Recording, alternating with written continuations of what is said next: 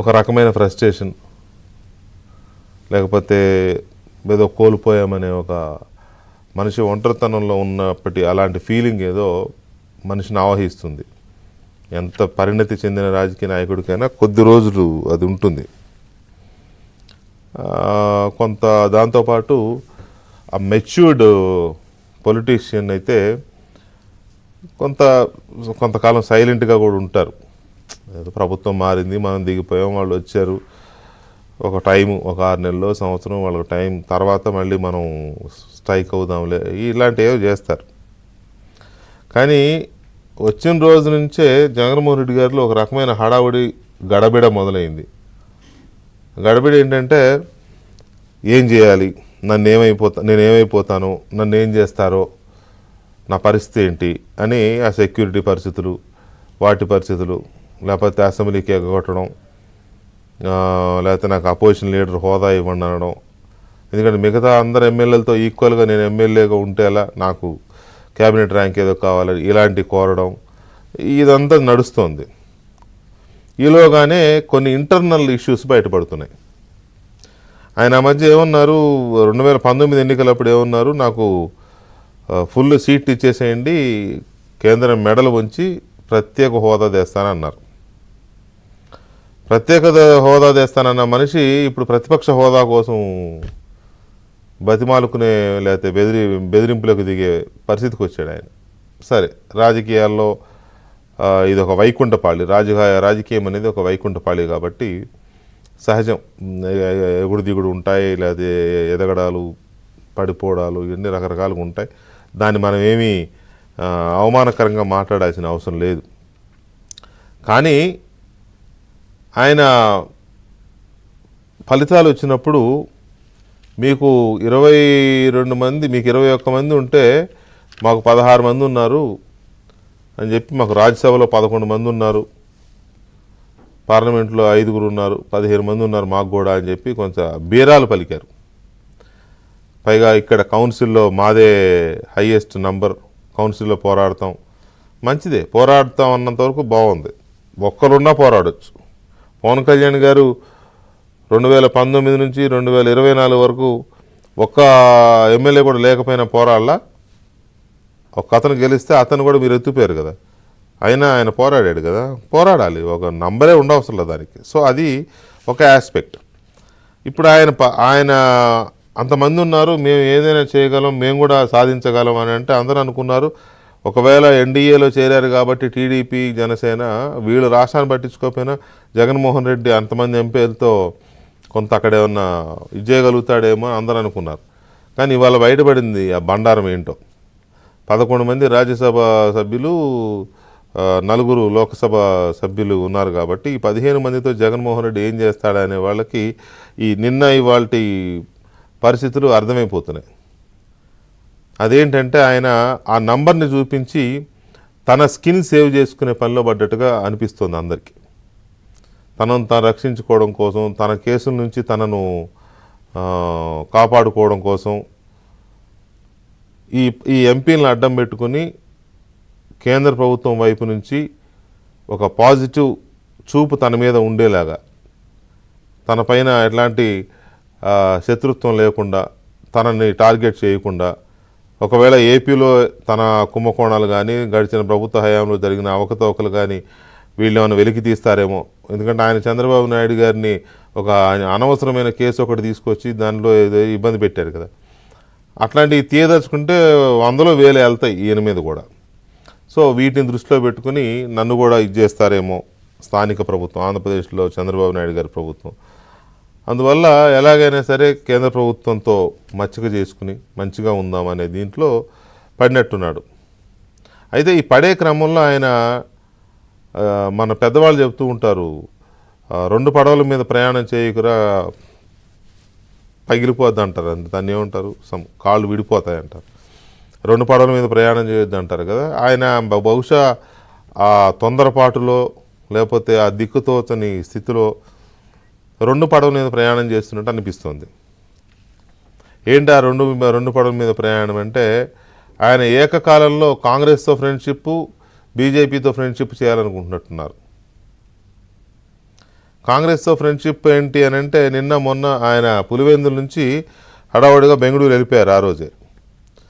ఆ బెంగళూరు దగ్గర కూడా ఏదో గొడవ అయింది, చాలామంది ఆయన వ్యతిరేకిస్తూ యలహంకలో వాళ్ళకున్న ప్యాలెస్ దగ్గర గొడవ కూడా చేశారు జనం వచ్చి.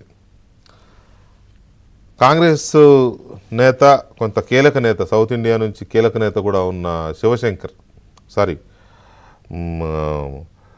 శివకుమార్, డీకే శివకుమార్, ఆయన కొంత కీలక నేత, కాంగ్రెస్ పార్టీలో ప్రభావవంతమైన నాయకుడు, నో డౌట్. డీకే శివకుమార్ దగ్గర తన గోడు వెళ్ళబోసుకున్నట్టుగా, ఆయనతో మంతనాలు జరుపుతున్నట్టుగా వార్తలు వస్తున్నాయి. డీకే శివకుమార్తో ఏం మంతనాలు జరుపుతున్నారు, ఏం వార్తలు వస్తున్నాయి అని అంటే ఏదో రకరకాలుగా వస్తున్నాయి. మొత్తం మీద ఏంటంటే, సరే మా చెల్లెని పార్టీ నుంచి, అదే అధ్యక్ష పదవి నుంచి తప్పించండి, నా పార్టీని కాంగ్రెస్లో మెర్జ్ చేస్తానని. అది అంత నిజమో కాదో డౌట్ఫుల్గా ఉంది అని మొత్తానికైతే ఒకటి వైరల్ అవుతోంది. బట్ అదంత ట్రస్ట్ వర్తీగా అనిపించట్లా. కానీ ఏదో జరుగుతోంది. కాంగ్రెస్ పార్టీతో కూడా ఒక సన్నిహితమైన సంబంధాలు పెట్టుకోవడం కోసం ట్రై చేస్తున్నట్టు అనిపిస్తుంది. ఎందుకంటే పక్కన తెలంగాణలో కాంగ్రెస్ పార్టీ అధికారంలో ఉంది. తెలంగాణలో ఆయన మనిషి అక్కడ ఉంటాడు, కానీ మనసంతా తెలంగాణలో ఉంటుంది, హైదరాబాద్లో ఉంటుంది. ఎందుకంటే ఆస్తులు పెద్ద పెద్ద వ్యవహారాలు కదా, కనపడవు కానీ బినామీ ఆస్తులు వేల కోట్లలో ఉంటాయి. ఆ జగన్ బినామీ ఎవరు అంటే చెప్పడం కూడా కష్టం, అట్లాంటి వాళ్ళు ఉంటారు. వేల ఎకరాల రియల్ ఎస్టేట్ చేసేవాళ్ళు కూడా ఆయన బినామీలు ఉన్నారు. ఆయనవే భూములు, ఆయనవే పేరుకు వాళ్ళు ఉంటారు ఇక్కడ. ఇలాంటి వాళ్ళు చాలా, హైదరాబాద్లో చాలా ఆస్తులు ఉన్నాయి జగన్మోహన్ రెడ్డి గారికి. సో ఇక్కడ కాంగ్రెస్ ప్రభుత్వం ఉంది కాబట్టి అవసరం, కాంగ్రెస్ ఫ్రెండ్షిప్ అవసరం. మొన్నటిదాకా కేసీఆర్ గారు ఉన్నారు కాబట్టి సరిపోయింది. ఇప్పుడు రేవంత్ రెడ్డి గారితో ఈయనకు సన్నిహిత సంబంధాలు లేవు, జగన్మోహన్ రెడ్డి గారికి లేవు, అసలే లేవు. ఆ మధ్య చర్చ కూడా జరిగింది, ముఖ్యమంత్రి అయినందుకు కనీసం పక్క రాష్ట్ర ముఖ్యమంత్రిగా విష్ చేయలేదు, కనీసం శుభాకాంక్షలు కూడా చెప్పలేదనే చర్చ కూడా జరిగింది. రేవంత్ రెడ్డి గారికి జగన్మోహన్ రెడ్డి గారు శుభాకాంక్షలు కూడా చెప్పలేదనే చర్చ జరిగింది. ఎందుకంటే ఆయనకి కేసీఆర్ గారు బాగా సన్నిహితుడు కాబట్టి, కేసీఆర్ గారు గురువు లాంటివాడు కాబట్టి, ఆ కేసీఆర్ గారి దీని మేరకు రేవంత్ రెడ్డికి విష్ కూడా చేయలేదనే చర్చ బాగా జరిగింది. అందువల్ల రేవంత్ రెడ్డి గారికి జగన్మోహన్ రెడ్డి గారికి సన్నిహిత సంబంధాలు లేవు అనేది ఇట్స్ క్లియర్. ఒకటి, అది హైదరాబాదులో ఆస్తులు కాపాడుకోవాలి అంటే తెలంగాణలో ఉన్న కాంగ్రెస్ ప్రభుత్వంతో సఖ్యత అవసరం. మరి ఆ సఖ్యత కావాలి అని అంటే ఎలా ఉంటుంది? కాంగ్రెస్తో ఫ్రెండ్షిప్ లేకపోతే సాధ్యం కాదు. పైగా తనను విభేదించి తన మీద ఒక రకంగా యుద్ధం ప్రకటించిన షర్మిల ఇప్పుడు ఏపీ కాంగ్రెస్ అధ్యక్షురాలు. ఒకవేళ ఎక్కడన్నా తెలంగాణలో ఏదైనా ఉంటే ఆమె పట్టించేలా ఉంది తెలంగాణ ప్రభుత్వానికి. ఇగో ఇది దొంగ ఆస్తి, ఇది బినామీ ఆస్తి, ముందు సంగతి చూడండి, ఆమె పట్టిస్తుందేమో, ఆ భయం కూడా కొంత ఉండొచ్చు. ఎందుకంటే ఆమెకు తెలుసు కదా ఎక్కడెక్కడ ఆస్తులు ఉన్నాయి. రెండవది కర్ణాటక. తెలంగాణలో ఎంత ఇది ఉందో వైఎస్ ఫ్యామిలీకి, కర్ణాటకలో కూడా అన్ని ఆస్తులు, బెంగళూరులో కానీ చుట్టుపక్కల కానీ అన్ని ఆస్తులు, రకరకాల డీలింగ్స్ చేస్తూ ఉంటారు. పెద్ద ప్యాలెస్ ఉంది యలహంకలో. ఒక ప్యాలెస్ పెద్దది ఒకటే అనిపిస్తుంది కానీ మనకి అలాంటివి చాలా ఉన్నాయి. ఇంకా ఒక పెద్ద ప్యాలెస్ మాత్రం ఉంది అక్కడ. కర్ణాటకలో వీళ్ళ వ్యాపార లావాదేవీలు చాలా పెద్దవి. దానికోసం కూడా కొంత కాంగ్రెస్ పార్టీతో సఖ్యతగా ఉండాల్సిన అవసరం ఉంది. ఇటు వస్తే తమిళనాడులో డైరెక్ట్గా కాంగ్రెస్ పార్టీ లేకపోయినా ఆ కూటమి ప్రభుత్వం ఉంది అక్కడ, డిఎంకే కాంగ్రెస్ ప్రభుత్వం ఉంది. స్టాలిన్ వీరికి పరిచయం ఉంటే ఉండవచ్చు, కానీ అక్కడ ఉన్న పరిస్థితుల్లో వాళ్ళతో కూడా సఖ్యతగా లేకపోతే, కాంగ్రెస్ ఆశిస్తులు లేకపోతే వీళ్ళకి తమిళనాడులో కూడా ఆస్తులు ఉన్నాయి. ఎక్కడివి ఆస్తులు అని మాత్రం అడగొద్దు నన్ను, అందరికీ తెలిసిందే. సో అక్కడ కూడా కొంత గ్రిప్ కావాలి, లేదా అక్కడ కూడా కొంత జగన్మోహన్ రెడ్డిని మనవాడేలే అని ఆ ఆస్తుల జోలికి వెళ్లకుండా, లేకపోతే లేనిపోని ఇష్యూస్ జరగకుండా చూసుకోవాలి. వీటితో పాటు మరి ఇంకెక్కడైనా ఏమైనా ఉన్నాయా, లేకపోతే జాతీయ రాజకీయాల్లో తన ఉనికిని కాపాడుకోవడం కోసం కూడా ఇండి కూటమితో, కాంగ్రెస్ కూటమితో ఫ్రెండ్షిప్ చేయాలనుకుంటున్నారా జగన్మోహన్ రెడ్డి గారు అనేది ఒక కీలకమైన అంశం. బహుశా దానికోసం కూడా డీకే శివకుమార్తో మంత్రాలు జరుపుతున్నారనేది అర్థమవుతుంది. దీనికి సంబంధించి కొన్ని వివరాలు ఇప్పుడు మీకు చెప్పే ప్రయత్నం చేస్తా. అదొకటి. రెండవది, ఇవాళ మీరు ఆంధ్రజ్యోతి పత్రిక చూసే ఉంటారు. నిన్న ఈవినింగే ఇవాళ పార్లమెంట్లో జరిగిన స్పీకర్ ఎన్నిక, లోక్సభ స్పీకర్ ఎన్నికకి మా మద్దతు అన్కండిషనల్ సపోర్ట్ అని చెప్పి నిన్న ఈవినింగే వైఎస్ఆర్ కాంగ్రెస్ పార్టీ ప్రకటించింది బీజేపీ అభ్యర్థికి. బీజేపీ అభ్యర్థి అంటే ఎన్డీఏ అభ్యర్థికి మా మద్దతు అని. అక్కడే అర్థమైపోయింది ఈయన చాలా ఇదిగా ఉన్నాడు, కేంద్ర ప్రభుత్వానికి భయపడుతున్నాడు, కాబట్టే వచ్చేసింది ప్రకటన అని. కానీ ఇవాళ మీరు ఆంధ్రజ్యోతి పత్రిక చూస్తే బ్యానర్ ఐటమే కనపడుతుంది, శరణు శరణు అని. ఈయన లిఖితపూర్వకంగా ఒక సమాచారాన్ని, వర్తమానాన్ని కూడా పంపారు బీజేపీ నాయకత్వానికి.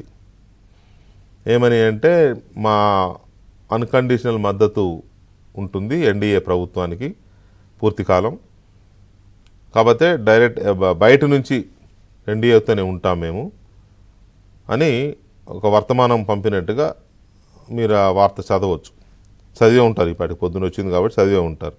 సో ఒకవైపు ఇక్కడ కాంగ్రెస్తో మంత్రాలు జరుగుతూ అక్కడ బీజేపీతో ఏంటి ఈ రాజకీయం? ఇది రెండు పడవల మీద కాలేయడమే కదా. బీజేపీ కాంగ్రెస్లు ఉప్పు నిప్పులా ఉంటాయి, అందరికీ తెలిసిందే.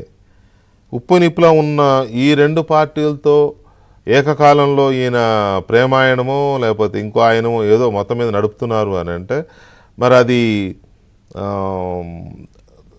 ధైర్యం అనాలా, లేక కొంత అగమ్య గోచరంగా ఉన్నప్పుడు, లేకపోతే కాస్త కంగారులో ఉన్నప్పుడు కూడా పొరపాటు జరుగుతూ ఉంటాయి, ఇలాంటి రాంగ్ స్టెప్స్ పడతాయి. అలా ఏమైనా పడిందా, లేక ఉద్దేశపూర్వకంగా కావాలనే వ్యూహాత్మకంగానే ఇలా చేస్తున్నారా తెలియదు మనకి. అంత పిచ్చితనంగా చేస్తారని మనం అనుకోనక్కర్లేదు. సో అందువల్ల బీజేపీతో ఏంటి